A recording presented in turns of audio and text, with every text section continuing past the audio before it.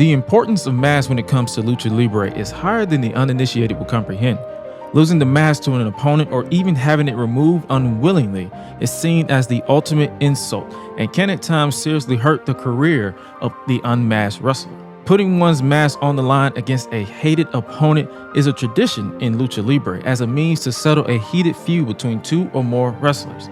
These battles are called Luchas De Apuestas, which translates matches with wager. It could be mask versus mask, mask versus hair, hair versus hair, career versus career, or the very rare bet for the name where a certain identity is on the line and the winner gets to keep it.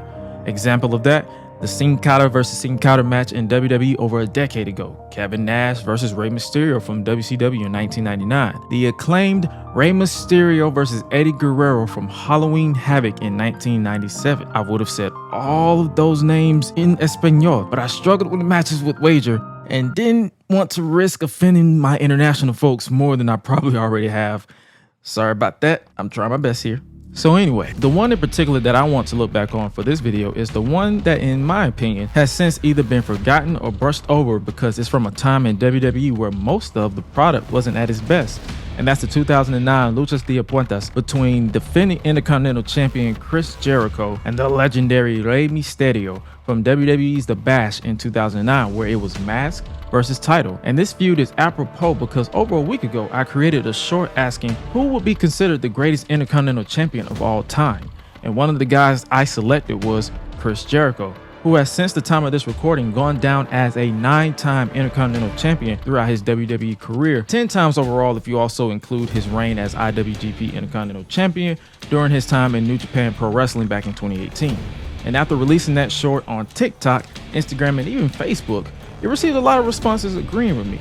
Make sure you're following me over there, by the way. And after visiting cagematch.net to verify how many title reigns he's had, Jericho's final reign within that company popped up. And I barely remember it. To be fair, I was like 15 going on 16 when this feud happened, and I blocked out most of my teenage years from my memory. So it will be fun to look back, document my thoughts in real time, and revisit this feud. So sit back, relax, and let's see if Chris Jericho and Rey Mysterio's mask versus title showdown is a Luchas De Apuestas forgotten gem. But first, for the uninitiated again, what should be like two of you, Chris Jericho's time within the world of professional wrestling has been very well documented throughout his 30+ year career, from his first time in Japan in the early 90s to his brief time in Extreme Championship Wrestling in 1996 to his time in Ted Turner's World Championship Wrestling from 1996 to his rocky exit in late 1999 to his on and off nearly 20-year run in Vince McMahon's World Wrestling Federation, now known as WWE, and as of now, at the time of this recording, his current run within Tony Khan's All Elite Wrestling as the inaugural AEW World's Heavyweight Champion and current leader of the Jericho Appreciation Society. Jericho's career is pretty much stacked at this point, and he's been a part of key moments throughout the world of professional wrestling / sports entertainment, including moments involving this particular version of Chris Jericho, which was during his Anton Chigurh from No Country for Old Men inspired persona between 2008 and 2010, which saw him become a cold and calculating individual, a complete 180 from his over-the-top persona of years prior, trading the over-the-top shirts and pants for 3-piece suits. And after this, he acquired reigns with the World Heavyweight, Unified, WWE Tag, and Intercontinental Championships. And then there's the legendary luchador from the 619, Rey Mysterio. Rey Mysterio's career has spanned about just as long as Chris's, from his time in ECW from 1995 to 1996, his memorable initial years in World Championship Wrestling from 1996 to 1998, his interesting follow-up years in the Turner organization until its close in 2001, and once he remastered in 2002, he set the world ablaze in the McMahon-led WWE, winning 3 world championships, countless tag team championships, cruiserweight championships, and even making sure the Mysterio legacy continues with his son Dominic, who has since lost his way as the ex-con of the Judgment Day, and most recently being inducted into the WWE Hall of Fame class of 2023. I think it's safe to assume we're all caught up on both men's careers here, and following winning the Intercontinental Championship at WrestleMania 25 against JBL, the best in the world at what he does and the master of the 619's, worlds would intertwine courtesy of the 2009 WWE Draft, shifting them both to SmackDown with the Intercontinental Championship at stake.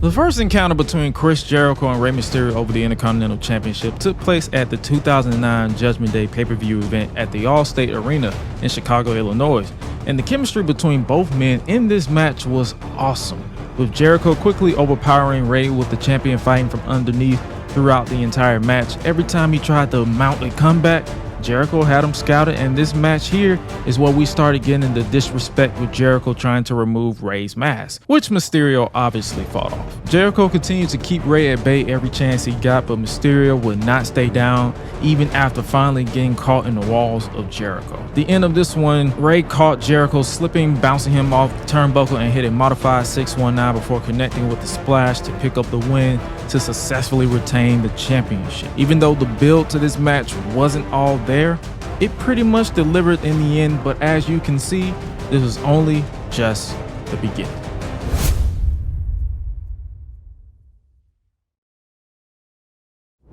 A month later, we saw the rematch at the inaugural WWE Extreme Rules event, replacing the One Night Stand moniker from years past, live in New Orleans, Louisiana. But this time, the match was contested under no holds barred. And this came after Jericho impersonated a fan, a Mysterio fan if you will, and became obsessed with removing Rey's mask, and this match was personal for the champion.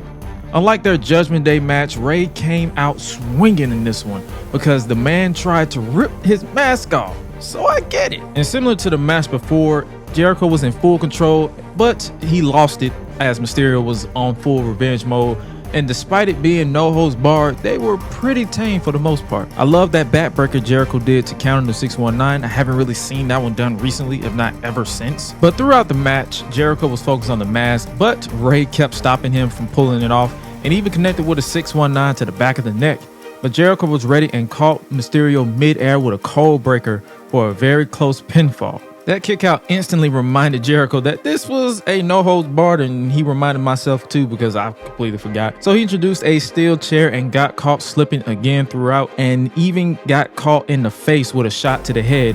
And when Mysterio went for the 619, Jericho pulled the mask off and Mysterio was unmasked, and Jericho used Rey covering his face as a way to scoop up Rey and pick up the win and win his 9th Intercontinental Championship, showing a bash of disrespect towards the now former Intercontinental Champion. Following successfully reclaiming the Intercontinental Championship and breaking his own record, Jericho went around bragging about unmasking Rey Mysterio at Extreme Rules. He was claiming it to be first time. I guess we're supposed to forget WCW with him being unmasked for a whole lot of years, but whatever. But after winning the title, Jericho continued to poke fun at Mysterio for hiding behind the mask while also looking to become the #1 contender for the World Heavyweight title, but he failed.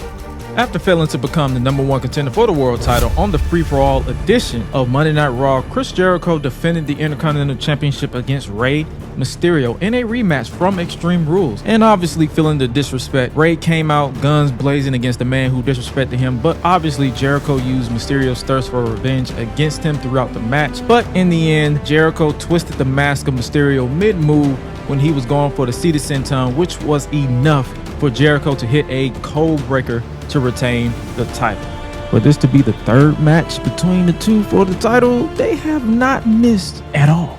The following week, their situations continued when Rey Mysterio cost Jericho his match against Jeff Hardy, when he took a page out of Jericho's playbook and posed as a fan, sending him crashing into the ring post before later on challenging Jericho to a rematch at the Bash, which Jericho initially rejected because he already beat him in his obliterary rematch, which Rey disputes because if Jericho wasn't obsessed with removing his mask, Rey would be standing there as champion. Jericho then says he, that being Rey, doesn't understand that he's trying to save Rey Mysterio and says he's an addict who's addicted to that mask and he's trying to free him. Rey then reminds Jericho of why when he says this. The reason why I wear this mask is for my heritage, para mi raza, mi familia, for all my fans here. But most importantly, I wear this mask for me, Chris. After he says that, Jericho then proceeds to accept the challenge on the condition that he will put his Intercontinental Championship on the line, where if he loses, he'll hand the title over to Rey. But if Rey loses, he'll have to remove his mask and reveal his identity forever, which Rey ultimately accepts. The match with wager is officially on. Side note, I completely forgot Donald Trump on Raw for a bit in 2009. That was a whole thing. But now the time has come. Let's see if this Luchas De Apuestas lives up to the hype of being a forgotten gem.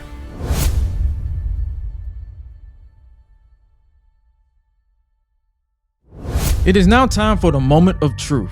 WWE's The Bash emanates live from the Arco Arena in Sacramento, California, where during the second match of the evening, Chris Jericho placed his Intercontinental Championship on the line against the mask of the home state hero, Rey Mysterio.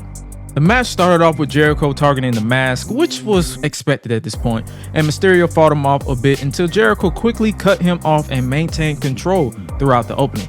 As expected, Chris tried his best to keep Mysterio at bay throughout, but Rey was not about to stay down with his mask at stake, including hitting a nice springboard into a snap moonsault on Jericho for a very close near fall. I love that, by the way. Of course, with his Intercontinental title on the line, Jericho was not about to let Rey keep the fire going when he had him in the walls of Jericho and stopped him from connecting with the 619 on multiple occasions, and even tried to cheat, but he could not get the job done either. But eventually, Rey's offense came back to bite him when Jericho hit a mid-air codebreaker. He got all of it, and it looked like the match was over, but of course, Rey found a way to kick out at 2.9 seconds. Eventually, Rey fought back, caught Jericho slipping when he tried to go off the top rope himself, and paid for it dearly when Rey finally connected with the 619, but Jericho had that seated senton scouted when he caught him in the walls of Jericho.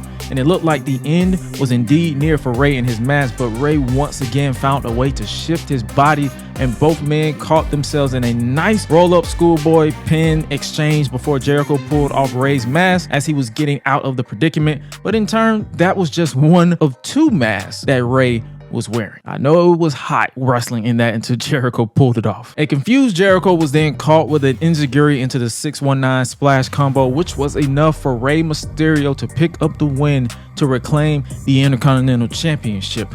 Rey Mysterio leaves the Bash with his mask and his second Intercontinental title reign. Jericho's obsession with Rey's mask was his downfall. Now, despite all three matches, including the one we just talked about, delivering from bell to bell and being a lot of fun to relive, I can kind of sort of understand why this particular match with wager has gone under the radar, because the build was not really that good. Wait, hear me out. I can hear you typing in the comments. Hear me out. It was solid because of the talent involved, but the build to the actual matches, not that good. Let's keep in mind, when both men made their way to SmackDown, it wasn't exactly about the Intercontinental title. They both wanted the world title, pretty much neglecting the Intercontinental title to being a prop. And when the first match was announced, it felt like WWE was like, oh, we need a match. Here, put these two on. And I'm pretty sure it was either Jericho or Mysterio who pitched the focus of the match being on the mask and the disrespect behind removing it unprovoked as a way to keep the feud going for as long as it did after Rey initially retained the title at Judgment Day due to both of their longevity in the business. At that point, it was pretty much, or it would be pretty much expected.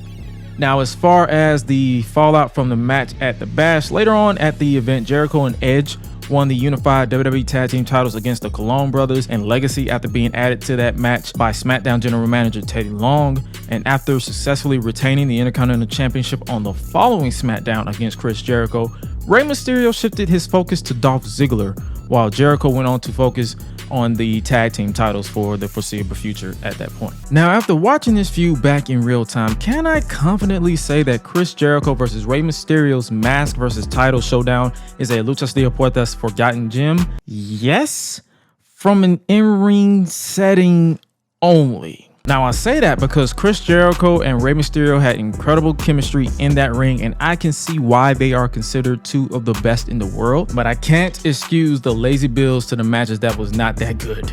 And it was more so the testament of how the landscape of 2009 WWE was set up at the time.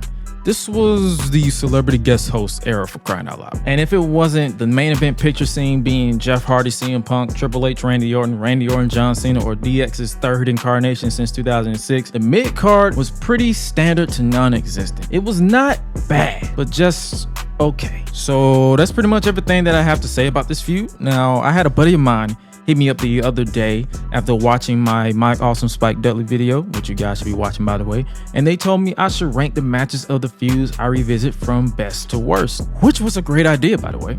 And this is a perfect feud to start with since it had more than one match. Now, I won't include weekly matches like tag teams and all that stuff, just the straight up 3 pay-per-view matches they had. So here we go. Number 1, The Bash. As much as all of these matches were a hit for me, I have to give the top spot to their match at the Bash, mainly because it had this sense of urgency to it, being that Rey Mysterio's mask was at stake, and from bell to bell, I was engaged throughout overall, it worked for me. I liked it. Number 2, Extreme Rules. This one was almost at number 1 for me. Almost. But what bumped it down was the fact that it was a no holds barred match, meaning no rules, no nothing, just a straight up fight, but it was only no holds barred in name only, because all they used was a steel chair and maybe the announce table cover, I believe. Now, I understand why they did it that way, because it was a night of extreme. Every match had a stipulation to it, and one thing I always say is less is more, meaning if every match has a table break and every match has kendo sticks broken, it diminishes the essence and impact of the weapon. But that lack of weapon usage almost took me out of this match, but seeing as both Jericho and Mysterio still delivered, I can't hate on it too much. And of course, number 3, Judgment Day. As good as this one was, it is my least favorite because of the build. Like I said earlier in the video, during the process of making this video, I relived every build to each match, and this build was my least favorite. Mainly due to the fact that Jericho was more focused on the world title, and once it was literally a week or less until the pay-per-view, W was like, we need a match, here you go out there and do something. But other than that, that was the reason why this match was ranked as the worst of the 3. All in all, if I'm honest with you here, bypass the builds and just watch the matches between Jericho and Mysterio at Judgment Day, Extreme Rules, and the Bash, and you'll be fine. Because outside of Jericho's promos, where I had to Google like 90% of the words he used, by the way, the build itself was just that, okay. But in closing, my tied answer to the initial question of this being a forgotten gem holds up, because yes, it should be talked about more for the matches, but I can also understand why it's not, because the builds were meh. Now, selfishly, I hope we can see these two have one more wrestling match before they hang up the boots, and seeing as both men have stated it's not happening anytime soon, who knows? But if you agree with my take on all of this, let me know in the comments using hashtag Gresh needs Spanish lessons. And you will be doing the channel and yours truly a huge favor by smashing that subscribe button and turning on those notifications so you'll know when I upload the next video. All in all, I hope you guys have a great one.